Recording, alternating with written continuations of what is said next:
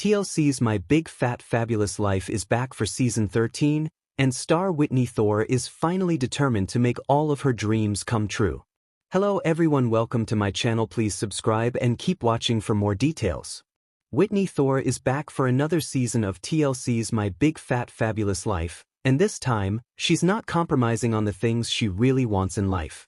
Whitney has starred on My Big Fat Fabulous Life since 2013, giving a glimpse of her life as a plus-sized woman living in Greensboro, North Carolina who's looking for love and partnership. Whitney's dated a variety of suitors, but none have managed to stick around. Now, Whitney is determined to make her dreams of motherhood a reality, with or without a partner. On the My Big Fat Fabulous Life Season 13 premiere, Whitney takes a life-changing trip to London that inspires her to continue following her dreams, including her dreams of becoming a mom. Whitney teaches a plus-size dance class in London. Whitney has always had a passion for dance, although she wasn't always able to fully express it due to her size. She often felt self-conscious or afraid to truly embrace dance. But this is a new Whitney, and as she turned 40, she's trying to embrace the things she has always wanted in life. In the season premiere of My Big Fat Fabulous Life, Whitney recalled a trip to London 10 years ago where she would often walk past a famous dance studio, Pineapple Dance Studios, and dream of one day dancing there. Whitney's dream came true when she was offered a chance to teach a class at the famed studio after sliding into the studio's DMs. Whitney embarked on a life-changing trip to London and, in what she described as one of the most exciting days of her life, she was able to teach a big girl dance class to other plus-sized women. Whitney's confidence is infectious, and the students in her class love her enthusiasm. Whitney's trip taught her that there's a bigger world out there than just Greensboro, and she's going to take it as an opportunity to make her dreams come true. Her dreams of being a mom is at the top of her list, and she decided that it's a make-it-or-break-it time in her life.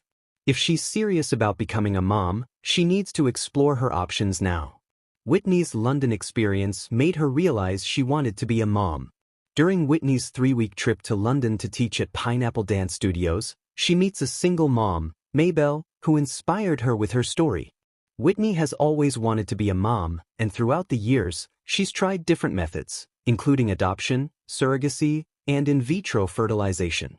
Whitney's British friend, Mabel, is a single mom by choice. She has a son, and she did it entirely on her own. Hearing Mabel's story made Whitney realize that she too could have a child, even if it's something she does on her own. Whitney's latest option to explore is artificial insemination. At 40, she's come to the realization that her time is ticking and she can't wait around for the traditional route to parenthood, even though that's what her father, Glenn Thore, would prefer. When she tells Glenn and brother Hunter Thore about her decision to pursue artificial insemination, she's met with raised eyebrows on her dad's part. "I was kind of hoping you'd do the traditional method," said Glenn.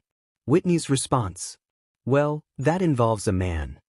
Whitney is defiant about being a single mom, since Glenn found out he had a child later in life, which makes Whitney think he's a hypocrite for suggesting that the traditional route is the only viable option.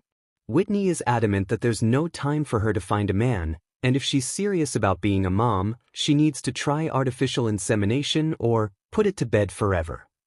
Glenn said he wished she'd try and find a partner, because single parenthood is a hard road, but Whitney said she's out of options in that department and wants to give it a go on her own. Whitney decides to explore artificial insemination. Whitney's trip to London and ticking biological clock have inspired her to seek motherhood without any limits to the lengths she'll go. Of course, she enlists the help of friends like Tal Fish, who brings her an assortment of mock insemination objects, like a turkey baster, in a memorable scene, as shared by TLC's Instagram. All jokes aside, Whitney is still determined to explore artificial insemination, and as her first step, she's looking for sperm online. Whitney's excited at the prospect of buying sperm without having to interact with a man. Once again, Whitney gathers her friends, like Ashley Baines and Todd Beasley, to do some online shopping. Whitney loves the process of shopping for sperm online because she can filter her preferences, so it's an easy process. She wants a donor who is 5 feet 7 inches and up, prefers dark hair, and wants someone intelligent. She said she thought the process would be a lot easier than it's turning out to be. Ashley suggested Whitney ask some of her male friends to be a donor, and they go through the list of prospects.